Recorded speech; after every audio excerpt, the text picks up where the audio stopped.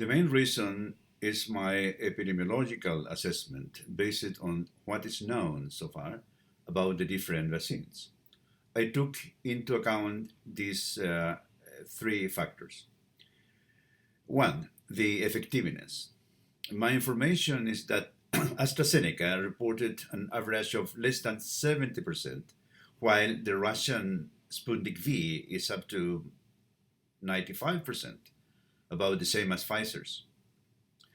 Second, the specific effectiveness of the vaccine towards the target group elderly, which are at a highest risk not only of acquiring the COVID 19 infection, but also are at a higher risk of dying of it. And third, logistic considerations, meaning the more convenient transport and storing possibilities that the Sputnik V has to offer in comparison with others, like, for instance, Pfizer. Pfizer would need temperatures of less than 60 degrees Celsius in order to be transported and stored. Well, AstraZeneca would require less demanding temperature conditions, but on the other hand, the AstraZeneca project appears long way of being ready, isn't it?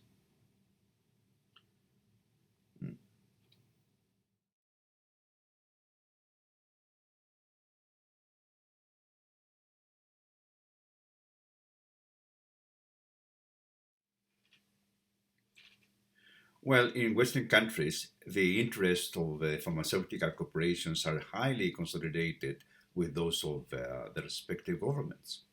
Moreover, between some governments that have adopted nearly identical geopolitical instances, like the case of the UK and Sweden, in those countries, they have joint ventures in the pharmaceutical industry. You have, for instance, AstraZeneca is an UK Swedish corporation. So this vaccine nationalism that you mentioned in your question, which I would rather call it vaccine chauvinism, it responds more to economic profit interest of corporates that, with the help of their respective governments, publicize the idea of the best vaccine in the world among the citizens, appealing to their patriotic sentiments. In other words, those authorities use the alleged gains in the vaccine race to strengthen their political domestic positions. And this has immediately a repercussion into the geopolitical confrontations. In this fashion, vaccine race becomes a part of the Cold War that the Western powers wage against Russia. Mm.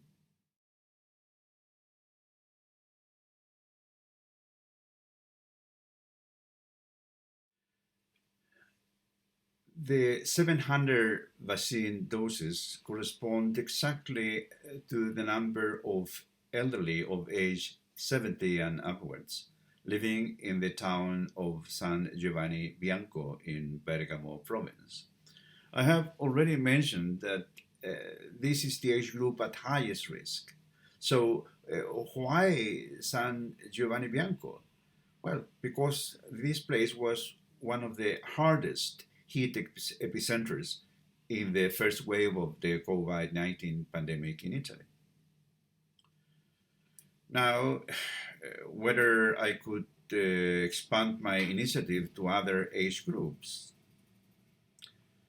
that would partly depend on the reception that this initiative would finally have among the Italian authorities, and partly on what funds I would have available then.